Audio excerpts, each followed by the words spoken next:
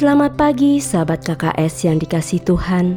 Selamat datang di podcast Duduk Diam di Kaki Tuhan. Pagi hari ini kita akan merenungkan firman Tuhan dari kitab Keluaran pasal 25 dan 26. Supaya firman ini melekat di hati sahabat KKS sekalian, saya anjurkan sahabat KKS untuk sudah membaca terlebih dahulu Keluaran pasal 25 dan 26. Sebelum memulai renungan, mari kita berdoa. Allah Bapa yang kekal dan penuh kuasa, ini kami Tuhan, anak-anak-Mu. Kami mau duduk diam di kaki-Mu Tuhan, mendengarkan apa yang hendak Kau sampaikan kepada kami. Kami mau buka mata hati dan telinga kami untuk firman-Mu. Roh Kudus, tolong kami untuk kami semakin lebih memahami isi hati Tuhan kami. Amin. Sahabat KKS, mari kita simak Keluaran 25 ayat 21 sampai 22. Haruslah kau letakkan tutup pendamaian itu di atas tabut, dan dalam tabut itu engkau harus menaruh loh hukum yang akan kuberikan kepadamu. Dan di sanalah aku akan bertemu dengan engkau, dan dari atas tutup pendamaian itu, dari antara kedua kerup yang di atas tabut hukum itu, aku akan berbicara dengan engkau tentang segala sesuatu yang akan kuperintahkan kepadamu untuk disampaikan kepada orang Israel. Tabut perjanjian sebagai lambang Allah hadir di tengah umatnya. Tutup pendamaian itu bicara tentang belas kasihan Bapa kepada kita. Hidup kita didamaikan dengan Bapa di surga melalui darah Yesus. Kolose 1 ayat 19-20. Sahabat KKS, kekudusan Allah sempurna. Tidak ada manusia yang bisa mendekat kepada Allah kecuali dipilih seperti Abraham, Ishak, Yakub, dan Musa. Alkitab sudah menceritakan Adam dan Hawa diusir dari taman Tuhan. Israel tidak boleh naik ke gunung, hanya Musa yang boleh ketemu Tuhan. Kemah suci ada 3 bagian: pelataran, ruang kudus, dan ruang maha kudus. 2 ruang terakhir dipisahkan oleh sebuah tabir besar dan tebal. Keluaran 26 ayat 33. Pada tirai ada gambar kerubim atau malaikat bersayap. Seluruh sisi kemah suci dibalut dengan emas dan alasnya perak. Sahabat KKS, kita diingatkan kembali kepada 1 Korintus 3 ayat 12-16 tentang kemurnian.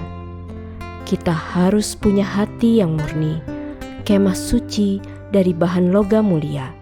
Sementara kita disebut bait Allah, sama kan dengan kemah suci? Tidak boleh ada campuran roh dunia, harus murni Roh Kudus. Tidak boleh ada noda kepahitan dan kemunafikan.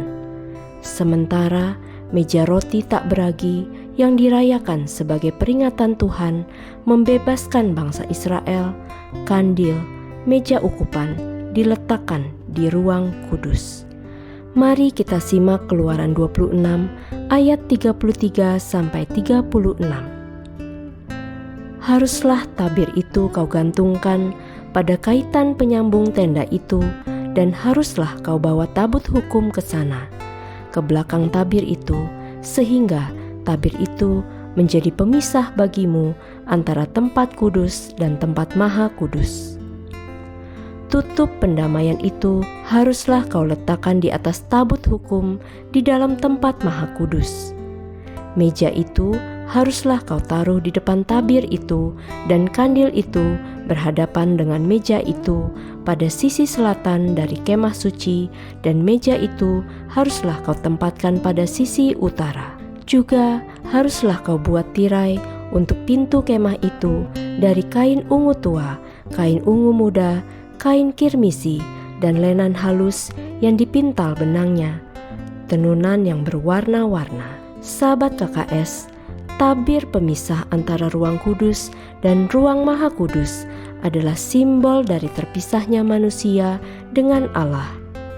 Usaha manusia apapun untuk menghapus dosa tidak akan bisa.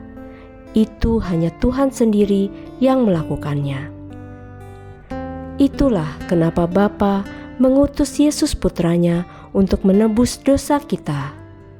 Itulah kenapa sekarang Allah bisa berdiam di tengah umat-Nya. Sebab tabir itu sudah dihancurkan oleh pengorbanan Yesus Kristus. Mari kita simak Yohanes 1 ayat 14. Firman itu telah menjadi manusia dan diam di antara kita, dan kita telah melihat kemuliaannya, yaitu kemuliaan yang diberikan kepadanya sebagai anak tunggal Bapa, penuh kasih karunia dan kebenaran. Sahabat KKS, hati yang murni akan menjadi ciri khas kita. Murni, tidak munafik, tidak pakai topeng. Karena hanya orang yang seperti itulah yang boleh naik ke ruang tahta. Nah, kalau kita punya akses dengan ruang tahta, wah, ajaib. Banyak yang bisa kita kerjakan dan berdampak bagi sekeliling kita. Yeskiel 47 ayat 1-12. Sahabat KKS, firman Tuhan adalah pelita bagi kita. Melalui firman Tuhan, kita akan menemukan kebenaran, damai sejahtera, dan sukacita di dalam Tuhan. Mari bertekun memahami isi hati Tuhan, bertumbuh setiap hari, serta berjalan dalam terang cahaya-Nya. Sampai jumpa di episode selanjutnya.